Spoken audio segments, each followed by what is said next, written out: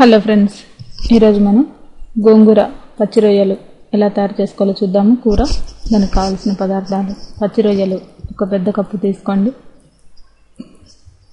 గోంగూర 3 కట్టలు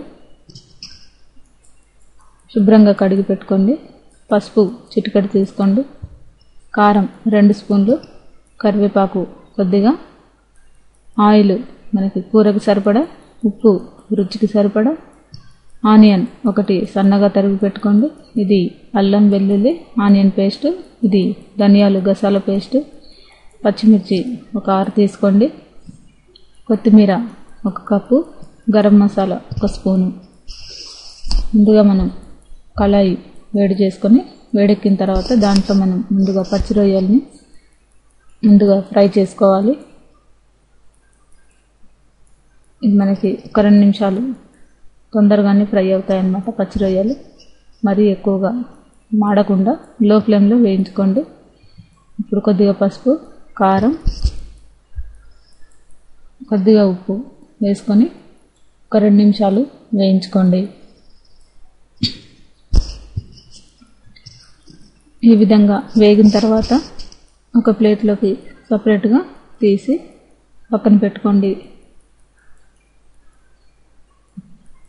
అందులోనే అదే ఆయిల్లో ఉల్లిపాయలు సన్నగా తరిగినవి వేసుకొని దీంట్లోనే పచ్చిమిర్చి కూడా వేసుకొని ఒక 2 నిమిషాల పాటు ఇవి పచ్చివాసన పోయేంత వరకు వేయించుకోండి. ఇందులోనే కొద్దిగా కరివేపాకు కూడా వేసుకోవచ్చు.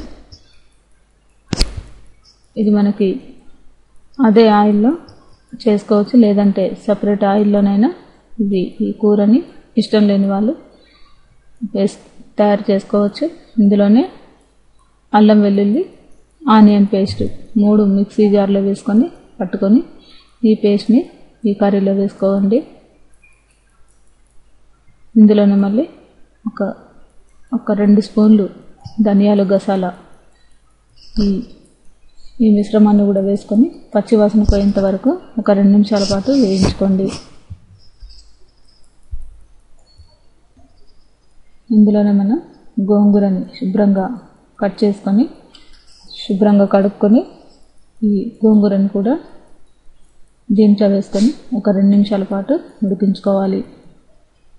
మూత పెట్టేసి ఆవిరికి ఇలా ఉడికిన తర్వాత ఇదంతా మిక్స్ అయ్యేలాగా కలుపుకోండి. దీంట్లో మనం ఇంకా కావాలంటే కొద్దిగా కారం, ఉప్పు కూడా వేసుకోవచ్చు.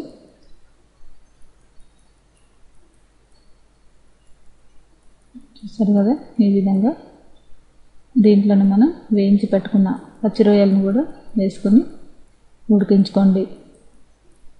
మనం ఉప్పు కొద్దిగా తక్కువ వేసుకున్నాం కాబట్టి కొద్దిగా కారం, మరికొంత ఉప్పు మనకి కూరకు సరిపడా ఉప్పు కూడా వేసుకొని ఒక 2 నిమిషాల పాటు ఇది ఫ్రై అవ్వాలి.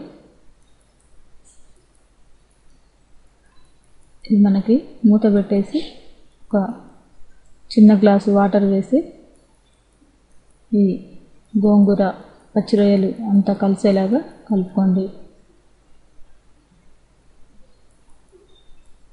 ఇప్పుడు ఇది మూత పెట్టేసి ఒక 2 నిమిషాల పాటు మనం లో ఫ్లేమ్లో ఉడికించుకోవాలి.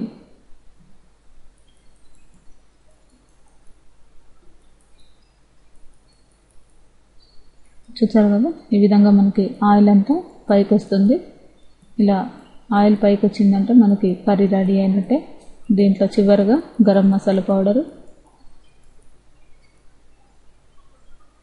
చివరిగా మనం కొత్తిమీర కూడా వేసుకుని, చూసారు కదా, ఈ విధంగా కొత్తిమీర కూడా వేసుకుంటే మనకి ఈ గోంగూర పచ్చి రొయ్యల కర్రీ రెడీ అయినట్టే.